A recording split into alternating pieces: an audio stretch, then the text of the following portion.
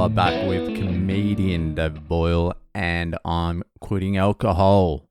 So it's confirmed both my elbows are fucked. My left one is now worse than my right one, and I can't straighten out either of them. But what are you going to do? You're going to keep going back, aren't you? Because it's for the love of the fucking game. I tell you what, I bought this digital scale a few weeks back to measure all my food.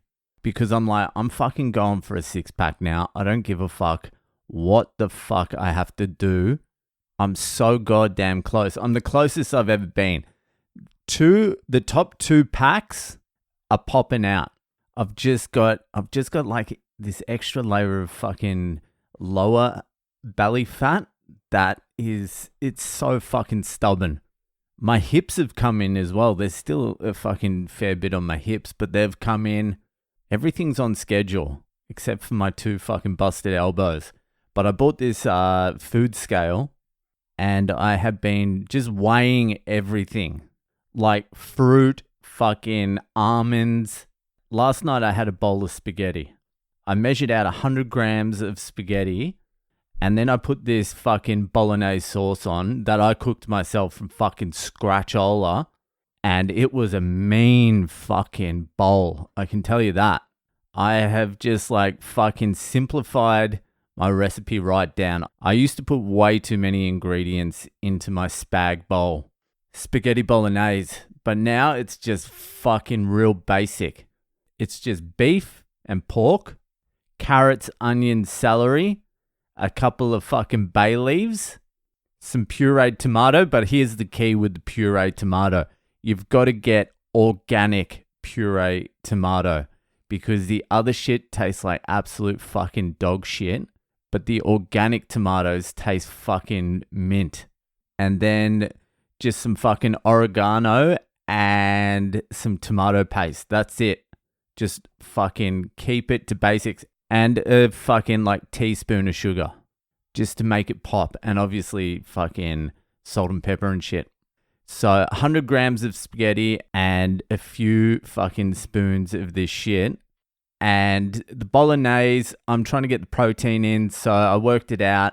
Probably about 20 grams of protein per 100 grams of that bolognese. And I'm trying to get about 45 in. I went over on the bolognese anyway because I was fucking hungry.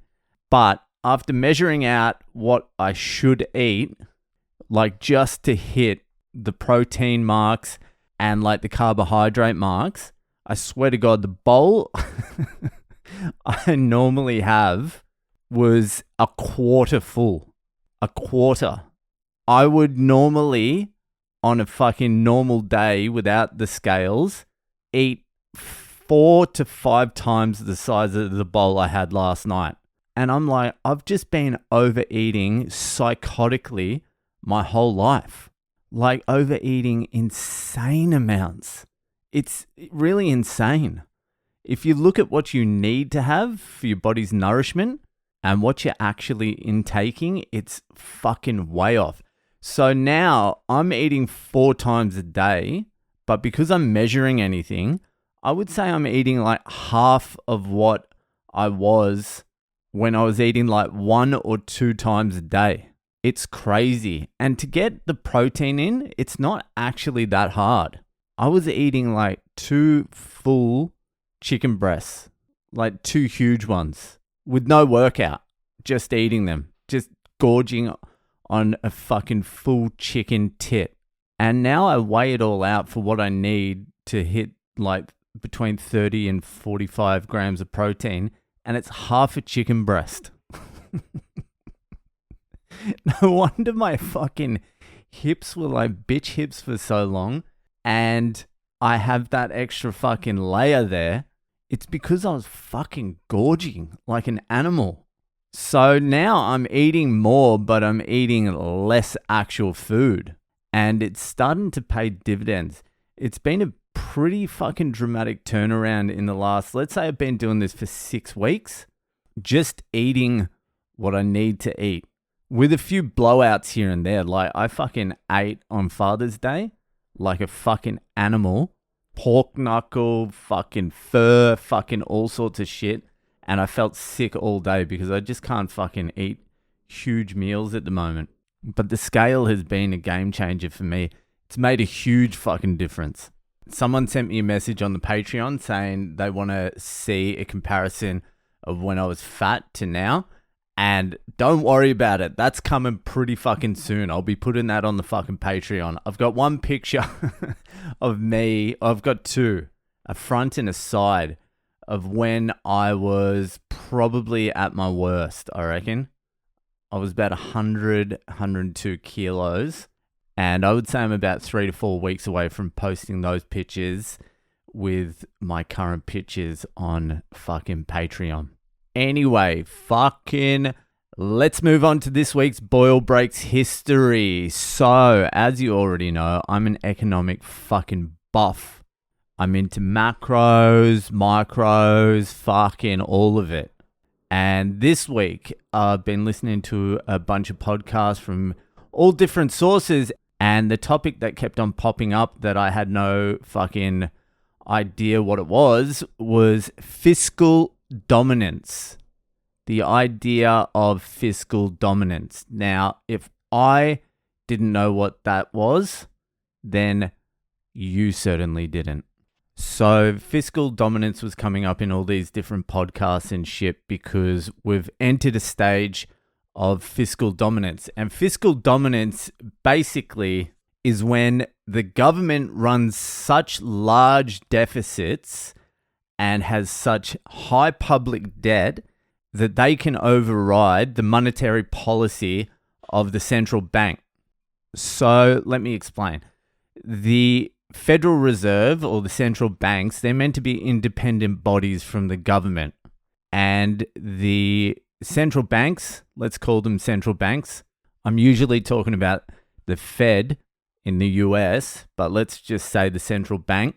So the central bank runs monetary policy, which is basically they fucking turn up and turn down interest rates. They do a couple other things like balance sheet and all that sort of shit, but that's what they do.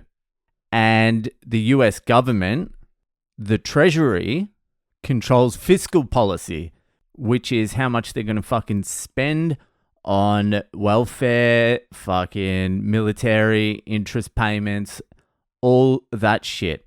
So what happens is if the governments run huge deficits, which they are, especially in the US, which is running a deficit of $1.9 trillion for the next half of the year, those policies, the government policies, force the central banks to override their monetary policy. So basically, the central banks become virtually subservient to the fucking government. So if the central banks are trying to take some heat out of the economy, but the government's running huge deficits like they are, the Fed or the central banks are forced to print the money to pay for whatever the government's fucking spending their money on. So it cancels out any of the monetary policy bullshit that the central bank's doing, and it becomes less independent because it's forced politically to do the bidding of the government. It's not really independent anyway. It's always been fucking pressured by the government. But it just means these deficits that the government are running are controlling the economy because the government who's running the fucking deficits need to pay for what they've promised. And the only way they can do that is by printing money, which is what the central banks do. And if the central banks, who are independent, so they're meant to be independent anyway, say, no, we're not going to print the money to fund your spending, then essentially the government is bankrupt. So the government is forcing the central banks to print money, even though we're in tightening at the moment, quantitative tightening, but the government are forcing the central banks to print money. Otherwise, they're sunk. They're bankrupt. So fucking the money's just going to keep getting printed because it's not coming from anywhere else. And basically with the economics, they have all these fucking monetary policies, fiscal, they talk about equities and all this. Like, all the wording is technical, but the concepts are very simple. The government is spending more money than they have. The government is bankrupt, and they're going to the people who control the money printer and forcing them to print money, inflation, to cover their spending. That's it.